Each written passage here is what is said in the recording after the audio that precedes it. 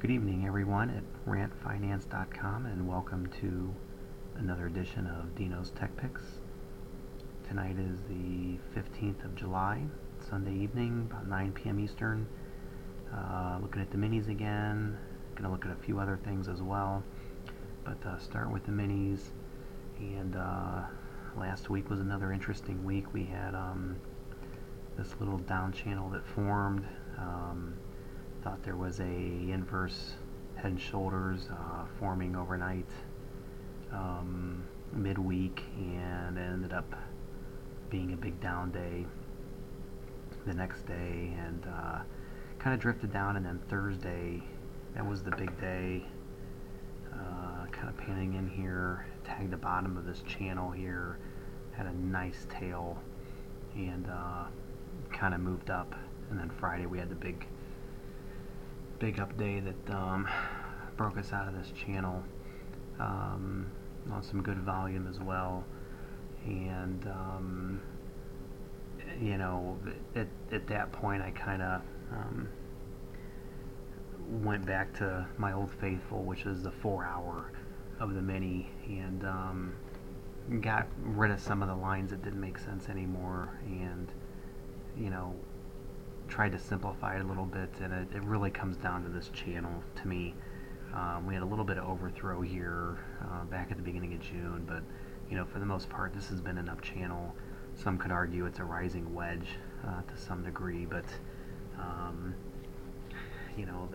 I've always said I don't really like the wedges, because it could look like a wedge, could smell like a wedge, and ends up being a channel in the end. Only takes one little move to morph that wedge into a channel. But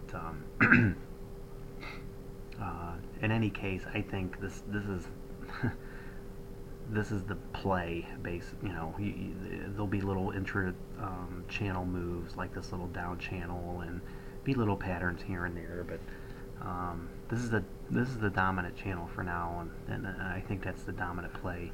This was kind of a bear flag of sorts initially, but we're kind of moving along here, chucking along, and until this breaks, I think taps of this bottom trend line, that's the play. But looking into next week, we got a nice flagpole here. I wouldn't doubt if we come back and tap that 1342 area. Again, that's a significant area, because it was a target of a head and shoulders pattern up here, and then it's a pretty good horizontal support area. So I would not be surprised if we come down and test that, and I suspect it'll hold. If not, then that's trouble with the bulls, because we didn't make a new high here. This high back earlier in July is 1356 and a half, and we didn't quite get that high on Friday. So I wouldn't mind or expect. I wouldn't be surprised, I should say, to see some consolidation between this green line and 1342. Green line goes back to the high. I just drew this tonight. This is the high back in March, and it seems to have held thus far. Again, it's not something that can't be broken, but this will be an area that bulls need to get over and hold to keep this channel alive. If not, it's eventually gonna push things down, and well, I hate to say it, but this could morph into a wedge, I guess, where this is the top of the wedge and the bottom of this channel is the bottom of the wedge. But we'll see how that plays out. So right now I wouldn't be surprised if we consolidate here between 1342 and the top green line before making another move up here during earnings, but we'll see how that goes. Looking at some of the other index futures, like the NASDAQ, this is a daily view. NASDAQ usually runs really clean.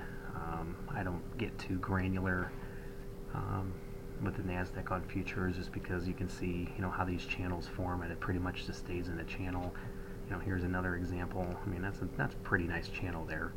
Um, Dow's not as clean, but um, you know, for the time being, this channel is.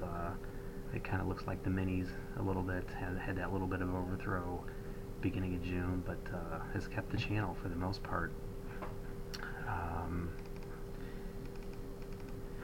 Looking at the S&P,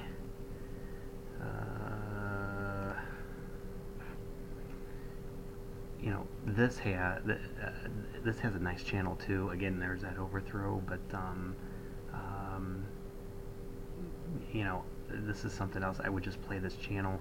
This top line here, this is mimicking the minis as well. This comes off that high back in March, or back in April rather, the 1422.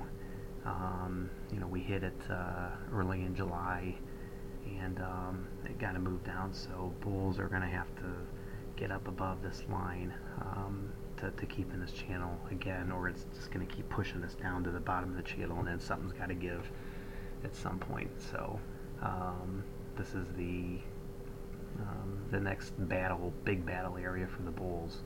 I suspect a lot of the bears are going to be pouncing on that, opening some short positions or adding, and I don't blame them. I think that's a good spot with actually a tight stop. Don't want to get burned on this, guys.